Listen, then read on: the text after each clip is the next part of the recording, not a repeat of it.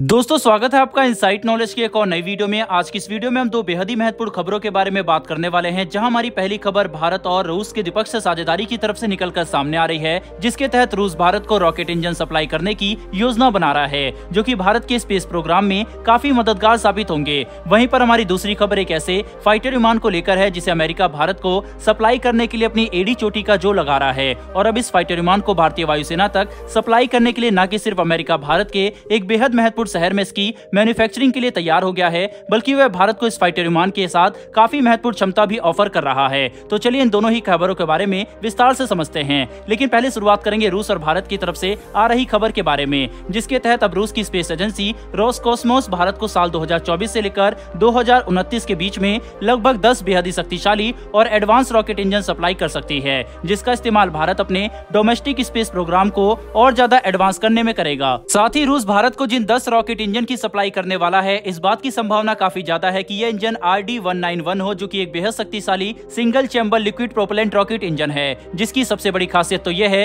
कि इसके इंजन में जिन फ्यूल का इस्तेमाल किया जाता है वह नॉन टॉक्सिक होते हैं, यानी कि इनमें ज्यादातर खतरा नहीं होता है। आपको ये बात जानकर काफी ज्यादा हैरानी होगी कि भारत इन इंजनों को हासिल करने की योजना 2019 से ही बना रहा है, जिसके तहत साल 2019 में उस वक्त रूस के डिप्टी प्राइम मिनिस्टर ने खुद इस बात का ऐलान किया था कि वह भारत को 10 रॉकेट इंजन की सप्लाई करने की योजना बना रहे हैं। लेकिन तब उन्होंने इस बात का खुलासा नहीं किया था कि इस डील के तहत किस रॉकेट इंजन को सप्लाई किया जाएगा। हालांकि अभी एक बात काफी हद तक साफ हो चुकी है कि रूस भारत को अपने RD-191 इंजन ही सप्लाई करने वाला है, जिसके पहले बैच भारत को साल 2024 से मिलने शुरू हो जाएंगे और इन सभी 10 शक्तिशाली रॉकेट इंजनों की डिलीवरी साल 2029 तक पूरी कर दी जाएगी, जिसका इस्तेमाल भारत अपने डोमेस्टिक स्पेस प्रोग्राम को और ज्यादा विकसित करने में करेगा। वहीं इस बात में कोई भी शक नहीं है कि अंतरिक्ष के क्षेत्र में भारत एक विश्व गुरु है और हम लगातार तेजी से आगे बढ़ रहे हैं, लेकिन हमारे लिए ये भी काफी ज्यादा जरूरी है कि हम अपने मित्र देशों से जितनी हो सके उतनी ज्यादा महत्वपूर्ण तकनीकों को अपने देश में लेकर आए और उन्हें अब्सॉर्ब करें,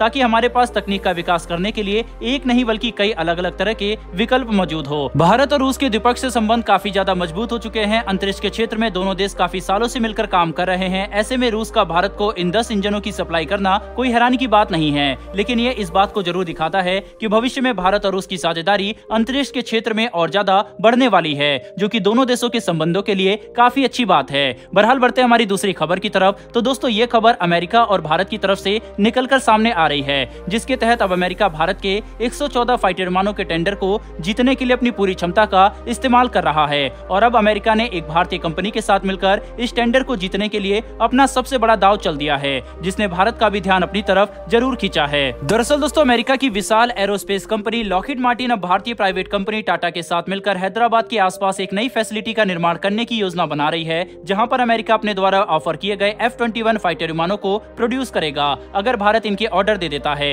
यानी कि अमेरिका इस फाइटर विमान के लोकल प्रोडक्शन के लिए पूरी तरह से तैयारी कर चुका है। साथ ही अब अमेरिका इस बात को अच्छे से समझ चुका है कि सिर्फ लोकल प्रोडक्शन से वह भारत का ध्यान अपनी तरफ खींच सकता है, लेकिन इस टेंडर को नहीं जीत सकता। इसीलिए अब अमेरिका अपने F-21 फाइटर विमानों में ऐसी तकनीक इंटीग्रेट करने जा रहा है जो कि भारत के लिए भविष्य में काफी ज्यादा लाभकारी साबित होगी। साथ ही इस तकनीक का इस्तेमाल हम मौजूदा समय में काफी बड़े पैमाने पर कर सकते हैं, जिसके तहत अब ये बात सामने आ रही है कि अमेरिका अपने F-21 फाइटर विमानों में unmatch weapon integration capability offer कर रहा है, जिसके तहत भारत को न कि सिर्फ इस बात की क्षमता हासिल होगी कि हम अपने मौजूदा किसी भी हथियार को इस फाइटर विमान में सफलतापूर्वक इंटीग्रेट कर सकेंगे, बल्कि भविष्य में भारत द्वारा विकसित किए जाने वाले हथियारों का भी इंटीग्रेशन इस फाइटर विमान में 100% संभव होगा, जो कि भारत के स्वदेशी मिसाइल प्रोग्राम को देखते हुए एक काफी बड़ा एडवांटेज है, क्योंकि इससे भविष्य में हमें हमारे हथियारों को इस फाइटर विमान में इंटीग्रेट करने में कोई भी परेशानी नहीं आएगी। लेकिन दोस्तों कुछ भी हो, इन ऑफर्स के बाद भी मुझे नहीं लगता कि भारत कभी भी F-21 की तरफ जाएगा। बहरहाल इस पर आपकी क्या राय है कमेंट बॉक्स में लिखकर जरूर बताइएगा। साथ ही अगर आपको ये इन्फॉर्मेशन और वीडियो पसंद आई हो तो हमारी आने वाली डेली डिफेंस और वर्ल्ड अफेयर से जुड़ी ऐसी लेटेस्ट वीडियो के लिए चैनल को सब्सक्राइब कर बेल नोटिफिकेशन अवश्य दबा ले। फिर मिलेंगे ऐसी एक नई वीडियो के साथ। धन्यवाद। जय हिंद।